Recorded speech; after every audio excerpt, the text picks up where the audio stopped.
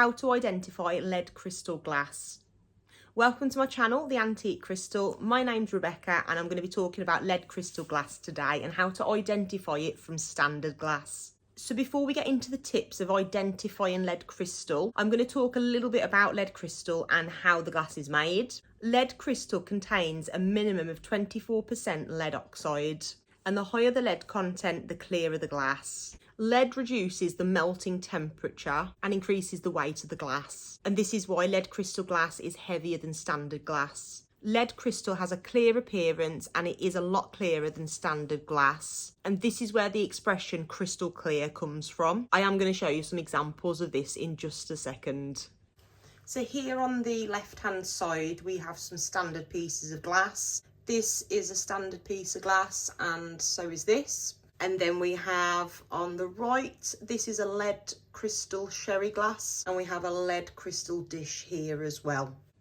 Lead crystal is dense, which makes it sparkle in the light. So when you hold a piece of lead crystal up to the light, you will see it sparkling, it'll look glittery and it'll look beautiful. When the light shines through lead crystal, it gives that prism effect and it will make it appear as if the glass has got a nice rainbow effect in the glass itself. The refraction causes the rainbow effect and you won't get this with standard glass. Let me show you what I mean with this.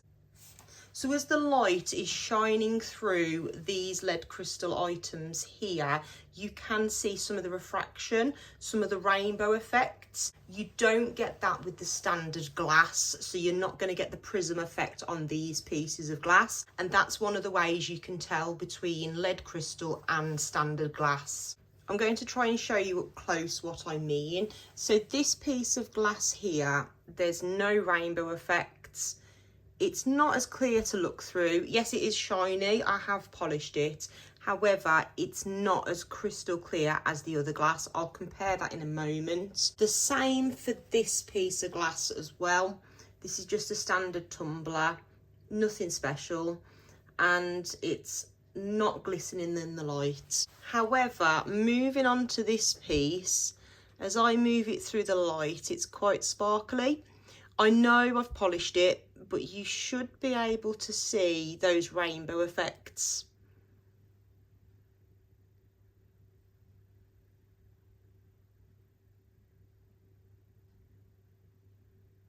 You can see it behind quite well. So this piece, if I move it, it's very, very heavy. I don't know if the light is picking it up for you to see on the camera, but another comparison, if we compare this glass to this glass, the lead crystal is a lot clearer.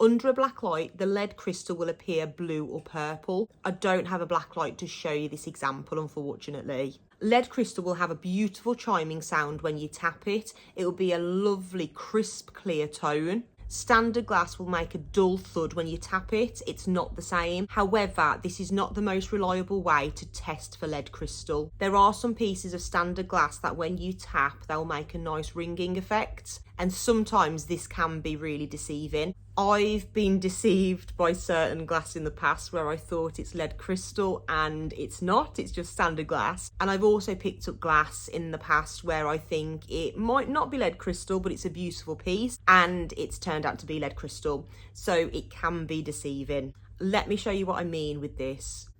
Another way to test lead crystal to see if it's lead crystal or glass is to see if it makes a nice chiming sound. This isn't always the best way to guarantee lead crystal because some glass does make a chiming sound as well. So this method can be a bit misleading, but I'm going to show you what I mean with this. So this glass here, if I tap it, it's a dull thudding sound. The same with this one. Now, if we come over to the lead crystal here, you hear that nice ringing sound. And again on the dish here, you hear that nice crisp chiming sound. The best way to test this is get both your fingers on the rim and pull up.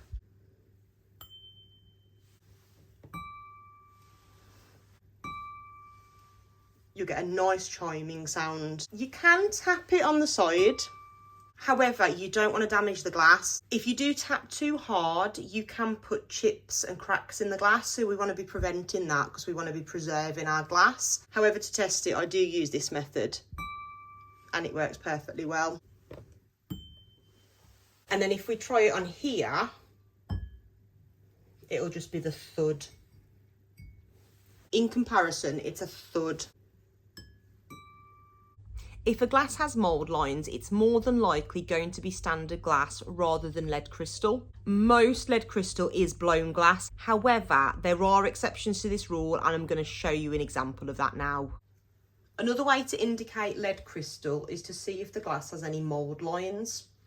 If the glass does have mould lines, it's normally glass rather than lead crystal, because most lead crystal is blown glass. There are exceptions to that, and I'm going to show you this piece here. Now, this piece is lead crystal. I bought this from a car boot for about £2, and originally I thought it was just pressed glass. It was quite dirty, so when I got home and cleaned it up, gave it a thorough wash, left it on the side in the kitchen, I could see the light sparkling, and it is definitely lead crystal. It's also a lot heavier than glass as well. I know you won't be able to tell that on the camera, but it is a lot heavier than standard glass. However, these pieces here are pressed glass, so I'm going to show you that. So this here, I don't know if you're going to be able to see the refraction of it and the prism effects, but the moulded glass, so you can see the seams just here. It is quite faint sometimes to work out, but you can see it there as well. And you've got seams all on this, so if you look at that, you can actually see the crystal effect there. You can see the prism effect. It's a lot heavier than standard glass as well, but the seam is just on the top of the bird here. You might be able to make it out. We've got the little glass base as well. It's a beautiful item. Now, I bought it because it looked interesting. And then we got this piece as well. So we've got the little birdie on the top, and the seams here are exactly the same place as the other one. It's a beautiful piece. And then this bit here, and then this bit here is beautiful. It's a stunning piece of glass. It's very shiny. I've polished it. I like to keep my glass polished and shiny. But you can see the refraction, you can see the rainbow effects. It doesn't do it in all the lights, but you can see it in some of the lights, and it's just a stunning piece. And I rather suspect this has been blown into a mould as well, because you can see some marks there. If I angle that, I don't know if you can see some of these marks here as we're going down. Just the texture there. And then you've got the design of the bird as well. But it's a beautiful piece. They are vintage from West Germany, and they have got the seam lines on them. So this would indicate that this glass has been blown into a mould and made this way to get the decorative pieces on the top there. It's a really stunning piece. It really is gorgeous. Lead crystal that has been cut will be sharper than standard glass, but this can get confusing as well because there are different types of glass that is cut and different manufacturing processes, so sometimes it can be really hard to differentiate between the two. But normally lead crystal cut glass is usually a lot sharper. Lead crystal can sometimes have a thinner rim to it than standard glass. Standard glass tends to have a thicker rim. However, there are some pieces of lead crystal that can be a little bit thicker as well, depending on the item. But drinking glasses can appear a little bit thinner because they're more durable than standard glass. Lead crystal is a lot stronger than standard glass as well. And a little fun fact about glass. English and Irish lead crystal was invented by George Ravenscroft in the late 17th century. He was granted a royal patent to produce and sell glass in 1674. I do hope you've enjoyed the video and you've learned something from it. If you have, please press the like button so I know you've watched the video. I will see you on my next video. Take care.